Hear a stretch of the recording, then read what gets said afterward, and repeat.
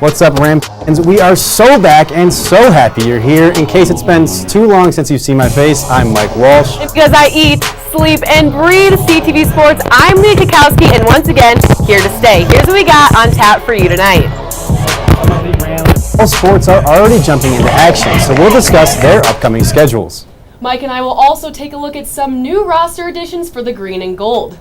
And finally, Nick Ortiz returns to give us an in-depth rundown on what to expect from the Longhorns. All that and more back on CTV Sports, which starts right now.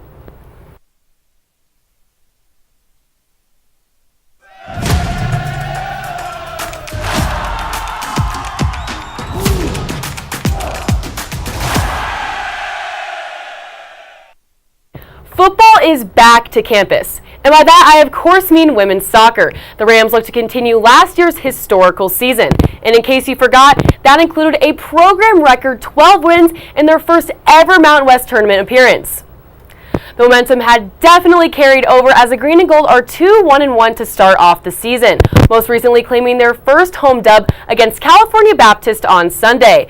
Their conference schedule isn't too daunting at the first glance, facing Texas State on Thursday, who were just barely over 500 record last year. The Rams have two rival matches early on, including DU and Air Force. In terms of conference play, the team to beat is none other than San Diego State, sitting high at the top with 8 first-place votes. Right behind them are the defending champs, with the Aggies selected to finish the upcoming season in second place. CSU is right behind them in third place and also has 2 first-place votes. Keely Hagan's squad has a few new faces and a lot of returners, but we'll get to that in a later segment. For now, Mike, tell us what's to look for behind the net. The women's volleyball team has been given some lofty expectations this season as they brought back 5 of their starters, a super tough thing to do in the current state of college athletics. And Coach Emily Cohan is looking to bring home a championship this season.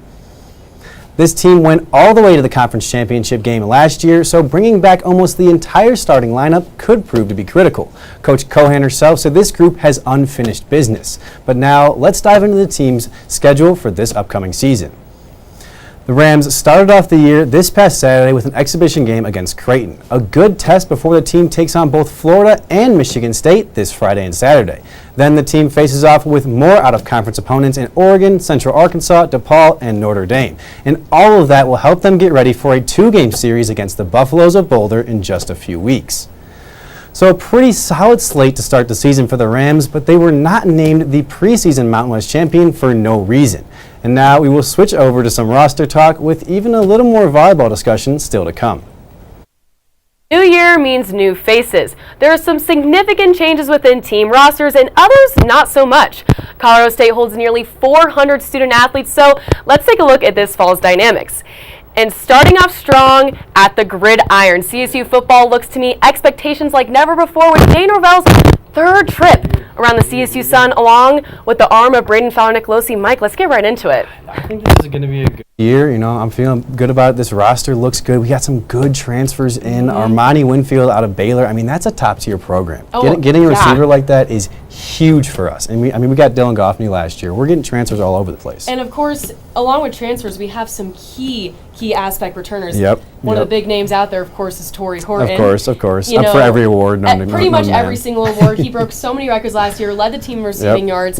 He even had he had a passing touchdown, punt return against touchdown. Boulder, The man can really do everything. Our roster is just so talented. Even with the new transfers, the stuff they did in their last teams, it just looks great. But we saw guys like the freshman Justin Marshall last year, the running back. I mean, he's going to be amazing this year. And I mean, our offensive line is still really successful as well. 3 out of the 5 we brought back. I mean, most teams dream of doing that. You barely bring back 2 guys a year. Bringing back 3 of your starters is huge, and Jacob Gardner is just a Mountain West champion. I mean, he's always getting first team Mountain West. I agree with you, and same on the safety end of things. Henry Blackburn, Jack Howell, Jack Howell led the team in tackles last year. He's been a really big name ever since he's been here as a freshman. For sure. I mean, he's had back-to-back 100 tackle seasons. I mean, do you know how hard that is to do? Oh, extremely. Not easy. I mean, Steve Sarkisian, the Texas head coach, was He's awesome talking about our defense. He was giving props to everyone. He said our safeties are basically All-Americans. I mean, we got to be feeling good going That's this some weekend. big props. And again, Braden as our quarterback again,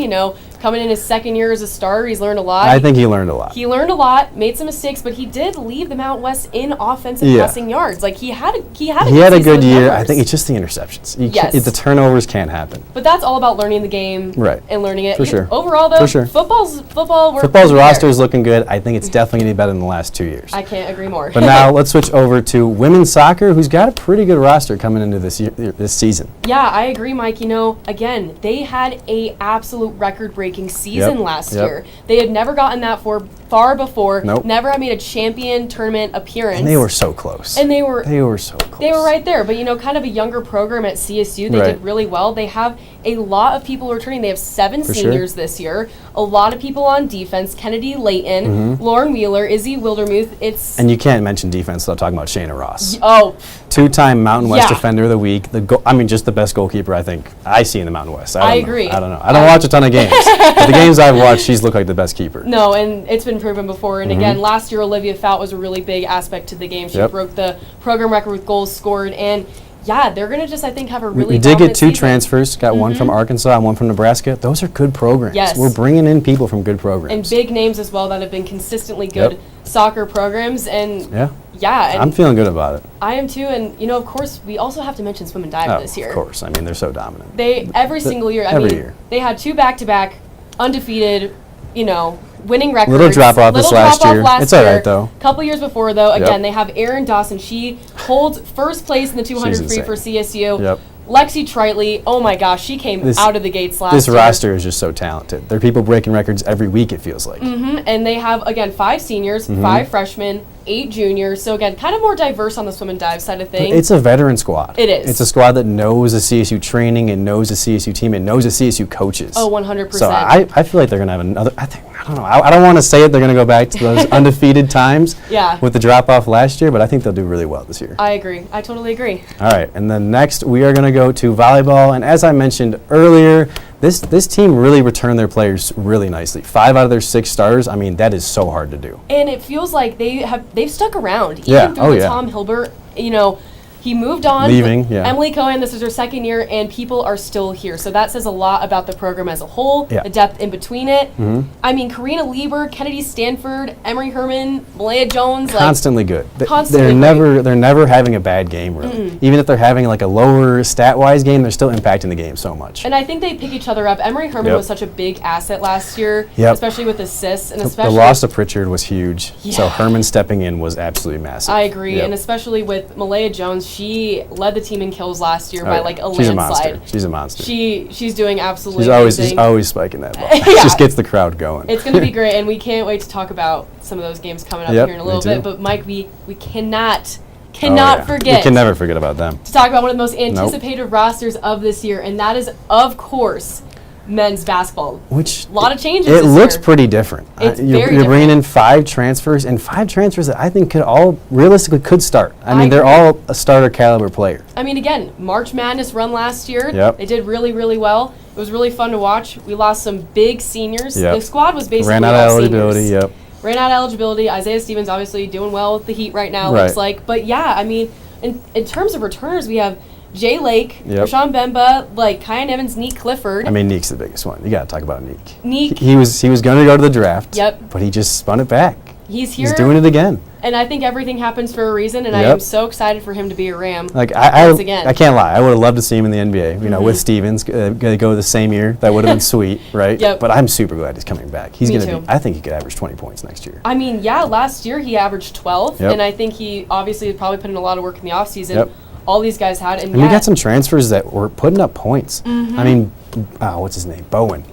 He's a transfer, and he just shot the ball lights out. And he's from where Ali he was, Northern Iowa. And 5'11", kind of similar height as Ali too. They definitely have a relationship. I think he could be a fan favorite for sure. I think so too. And then we got Ethan Morton from Morton, Purdue. He just went to the championship. On Purdue. He played a role on a championship going team at least. It's interesting to see with this transfer portal world of the people we can bring in, but we still brought in some freshmen too. Yeah, for sure. I mean, this Nicola guy. Nicola, I don't want to say his name wrong. It's Nicola Japa, I think. 7 feet tall. We have not had that height in years. Oh, wait, I think remember. Carvalho was the closest we had. Maybe the last one. James So, Morris was kind of up there, but not. If we can get this guy trained, this is going to be huge for us. It's just exciting to see because we're going to definitely have to learn more, and it's not the same CSU basketball we've been Different used to the names. last couple years. And even again, last year was a whole new team than the year before, and look how that turned out. Right. So. I think we're dominating the transfer portal. I think other teams need to take notes. And we're recruiting very well. But along with all these new additions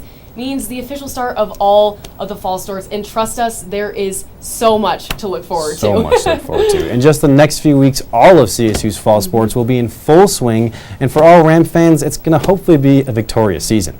Let's talk some of the biggest games in the schedule this year. Starting off with an obvious one in the Rocky Mountain Showdown. Yes. I think this is the one that if anyone mentions CSU, you're talking about this game. Oh, absolutely. They haven't been in Fort Collins since the 90s. Forever ago. It has not been played in Fort Collins since then. We all know what happened last year. Yep. I mean, Ram fans have to be just itching to get back to this game. I mean, ever since that game ended last year, they are just itching to get back into this. We should have had it. It was like a 99% winning. We should have won that game in the fourth quarter, and that was just... Everything Sorry, we're not talking about the past. We're going past. forward with it. We're here in the future right now. I know it took literally 2 minutes for student tickets basically to sell out. It's going to be packed in Fort Collins. It better be sold out. This better be Canvas's first sellout I think that would be a perfect time to do it, and especially with everyone we talked about earlier and all the depth that we have this year as a team. I mean, you got the Border Wars. There's some obvious games in here. Oregon State's going to be a tough one. I agree. They came out of that Pac-12 dissolve, and they are now on our schedule, and they're kind of a tier above in terms of like teams I'm thinking about in the Mountain West. Definitely. Oregon State seems like a team that might put the business to us. I don't know. Clearly in conference, the Border War is also here this year, which is going to be a really big game. Homecoming later in October against New Mexico. New Mexico, I mean. You got a rival starting off early with UNC. Right. That's going to be really great. Yep. And so hopefully in Norvell's third year, we can maybe get to a bowl game. I mean, We're really that's been his for pattern at Nevada. It was his third year. We went off and went 3 straight bowl games. Yeah. So I don't know. I agree. And football isn't the only sport Definitely with some crucial Definitely not. matchups. We also have a few border wars and not one but 2 matchups with the Buffs in women's volleyball. Mike, let's talk about it. I mean, this team, I think, is going to win some games here. I know we're looking at some ranked opponents there with 11 Florida and 10 Oregon, but I think this team can compete with everyone on this list. If we remember again, volleyball starts off so strong at the beginning of the year. The whiteout sets the tone. Yep. And that's coming up. That's this Friday. Yep. And I feel like even the energy and the atmosphere, they played a top 10 program last year as well, and they did they did great. They fought. Performed amazingly. And so I think volleyball, again, with all the returners that we talked about, it's going to be a really good year for them. The chemistry is high. I think this team is really, they're going to limit their wins. Yes. It's up to them and how they play together. I think they can beat anyone if they play at their best. Yep, I agree with you. And moving on to one of the winningest programs on campus, and probably one you don't hear much about, but cross country.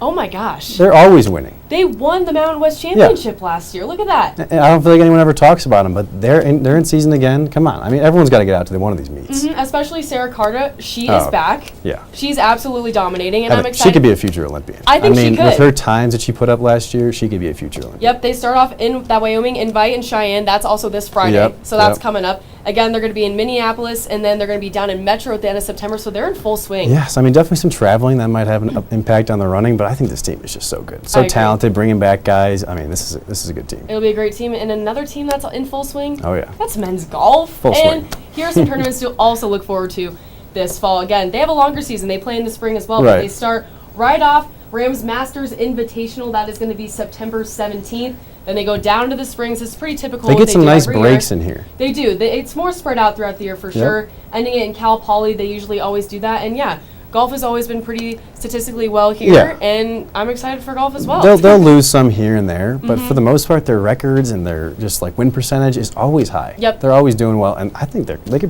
break some records this year. I really hope so. I'm looking forward to it. I'm ready for it.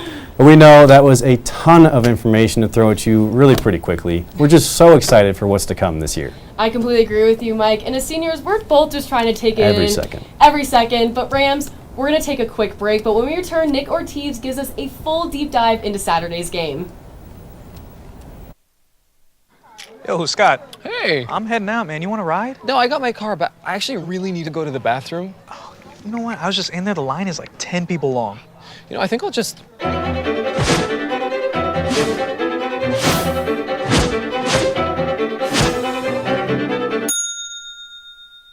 Dude, are you okay? You wouldn't believe what I was just thinking. I am definitely buzzed. Yeah. I think I will take this and I will take that ride home. Smart man. Did you see how that dog was looking at me?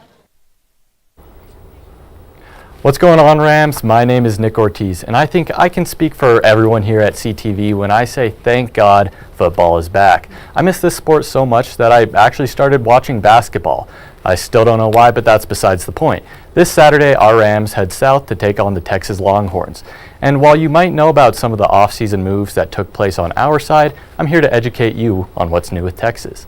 Before we get to the absolutely insane additions that were made through the transfer portal this offseason, we should start with the less impactful losses that the team suffered.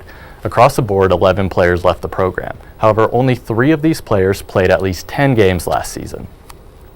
Among the 5 safeties who entered the portal, the most notable, without a doubt, was Jaron Thompson. Thompson was an absolute animal, totaling 38 tackles over the course of the season, along with 3 interceptions, one of which would result in a touchdown against Wyoming last September. Besides Thompson, though, it's hard to find another player who contributed a lot to the team's success last season. You can make the argument that Malik Murphy's loss drops your QB depth. I mean, I see the vision, but at the end of the day, you have to realize that Murphy threw for 477 yards and 3 touchdowns over his quote-unquote 7 games. That, along with the fact that they have Quinn Ewers back for another season and Arch Manning in the running spot for the backup quarterback, I wouldn't say that Murphy's going to be exactly missed. Those being the 2 most significant subtractions among the 11, I think it's time we look at the additions that the Longhorns took in this offseason.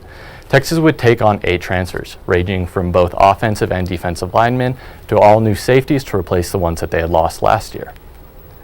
Joining the Longhorns this season are wide receivers Isaiah Bond from Alabama and Matthew Golden from the University of Houston. Bond is not only the number 4 ranked national transfer, he is the number 1 ranked wide receiver transfer who entered the portal, being paired with 4-star receiver Matthew Golden, who was ranked 7th in the wide receiver position for this transfer cycle. It doesn't stop there, though. Amari Niblack also joined the team. If you haven't heard of him, he is the number 1 ranked tight end transfer in this cycle and the 28th overall ranked transfer. Oh, but you just wait, there's more. You might be thinking that they would be taking on multiple safeties given that 5 had left the team, but you would be wrong. They only took on 1, a little-known safety named Andrew Makuba from Clemson. If you haven't heard of him, he is only the 2nd highest ranked safety to enter the transfer portal this cycle. Along with edge rusher Trey Moore and additional wide receiver Silas Bolden, it would seem that Texas is putting a lot of trust in their returning defensive teams to shut down any opposition. And if not, they can just outscore their problems with one of the scariest offensive lines in college football. So, Mike and Leah, I'm curious, what do you guys think of this nearly new Texas team? I think it's going to be a tough game for CSU. I think the Texas team looks good. I mean, they went to a playoff, and then seemingly they lost a lot of people. I'm not going to say they didn't lose a lot of people, but they got a pretty good team still going. Getting really big recruits. Yeah. You know, again, CSU being the underdog in this kind of a situation. I watched the press conference today with Braden Fowler, Nicolosi, and Henry Blackburn, and they pretty much were just saying, like, you know what? We are really grateful for this opportunity. Grateful. And you know what, though? It's a great test at the early of the season to see what they can do. They said they've never been closer. Exactly. That's what I'd say. Nothing to lose. Exactly. I mean, we played Michigan. What? Yeah. And that was terrible. It was. But that's what I'm saying. It's this just is a new game. year. It's just a first game. It's the first game of the year, and it's a good test to see. It's a great starting point with putting one of the best historical programs of football up against you, and then they get to play there. Like, you get to. That's the stuff you dream of. It's the same thing like going to the big house for Michigan. Like you're going to a crazy stadium that's just going to be awesome to play at. Exactly. I can't wait to watch the game. It's going to be awesome. But Rams, we're going to take a short break, and when we're back, we dive into more football. Oh yeah. What do you think you're doing, Kevin? Was just gonna drive home. There are several warning signs present that you shouldn't be driving. Like hearing voices? Like your text-to-emoji ratio? Oh man, the selfies. Selfie, nailed it. We all have warning signs that let us know that we're probably not okay to drive. Mine is pretending to be your subconscious. Greg, come on man, let's put a ride home.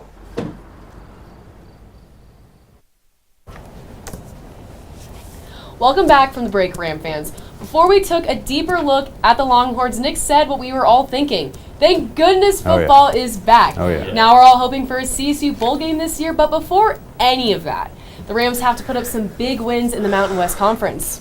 Yep, Nick, Leah, and I will be debating who we think has what it takes to come out on top of the Mountain West, who is absolutely going to fall short, and who could be considered the MVP of the season. I'll start things off. Let's hear I it, think Mike. my picks, they're a little controversial, especially my first team. My first team is going to be UNLV. I think they're going to be the best team. I couldn't see it last year at all. I didn't love the players on their roster, but they're bringing back the guys that I did like. Okay. Like Jacob De Jesus, a receiver that's just unguardable. He's too fast, but then that's not even their best receiver. Ricky White, who many people think is probably the best receiver, I still think it's Torrey Horton, obviously. Obviously. But Ricky White is obviously a stud. Everyone knows that he put up crazy numbers last year. This is just a team that is so talented, and they're bringing back a good amount in their defense. I mean, this team is just, I don't know. I think this team can take that hump that they were on last year and they can get over it.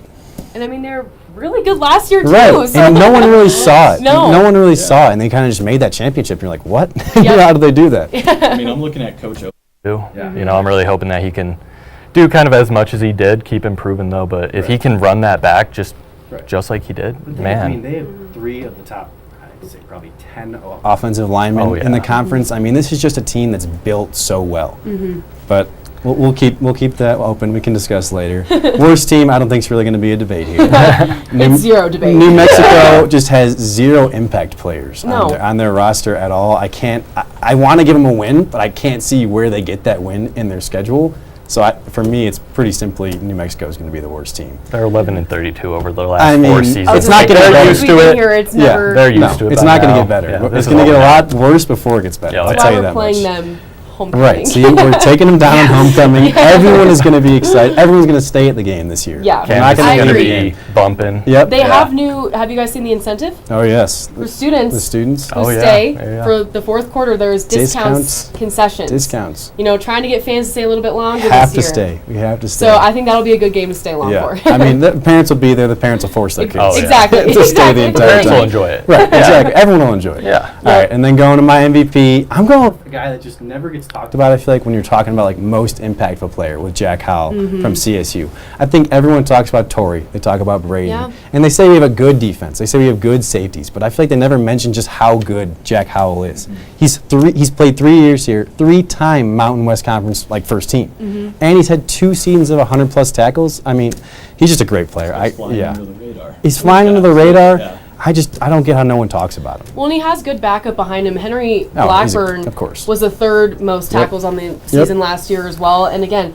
Jack Howell, he's clearly a leader on the team. He's been a captain last season. I think he has one this year as well. So it's like, clearly he's a leader as a person. But yeah, I think he's a super underrated player. I mean, I just think it might be the other kind of defensive struggles that we kind of exactly. experience. That's what brings him I think down. the line moves Yeah. around too much, but our Definitely. secondary is always so strong, Yeah. especially those safeties. Our cornerbacks, you know, we fly them in and out, but we rely on them. Yeah, Like, but our safeties are. I mean, Jack Howell and Henry are just so good. Yeah, Yes. I agree. So I'm going MVP for me, Jack Howell. I think CSU's gonna have a really good year. All right. I love it. Well, for me, okay, we'll just start off. I think the best team, without a doubt, is going to be Boise State. Without a doubt. Okay. Without a No doubt, doubt. Boise Okay. State. Listen, All right. they're going to run it back. Okay. I'm confident in this team. They got insane firepower. Ashton Genty. Almost had it Probably this time. top 5 running back in the country. Oh, So I'd say top easily, top 3. easily top 5. You can debate higher. We'll talk about that later. Yep. But, I mean, Spencer Danielson coming back. I know he was kind of interim role. He was not meant to be there. But he the took whole them. time. He took them. He Exactly. took the championship. He took the responsibility. That's how you do it, yeah. And I'm hoping he can do it again because that's who I'm betting on. Yeah. So for worst team, I'm just going San Jose. Like, listen, Yeah. New Mexico, It's one of the two. without a It's one doubt, of the two. it's not going to be pretty for New Mexico either way you go.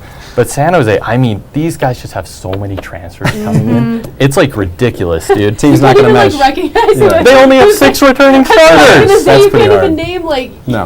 No. I couldn't even. I mean, I name think that's transfers. enough to explain yeah, why no, I there's agree. no chemistry. There's Yeah. Nothing. no. There's no impact players. That's Yeah. what it is. You have no one that's going to win you a football game. I mean, you could argue Nash and Lockhart, but still, they're around a team they don't know, tendencies they don't know. Yeah. So You got to learn. You have to learn all this new stuff and try and Yeah. put together a winning season. No. I don't see I don't it see it. at all.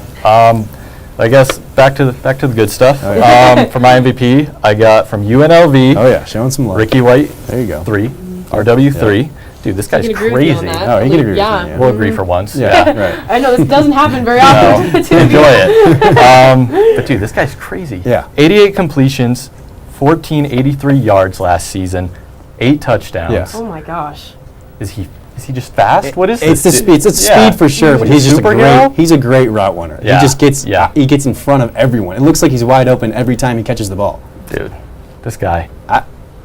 That's better why than I'm picking Torrey you Horton. LV. That's why I'm picking you. LV. Better than Torrey Horton. I'll say it right Wow. here. Right now. Wow. I'm Can we talk sorry. about my picks then? I'm sorry. I don't agree with that. but I guess We'll get that we to can that go later. to Leah. We know who our I'm MVP so is. So ready. I know you guys eat, sleep, breathe football, but don't worry.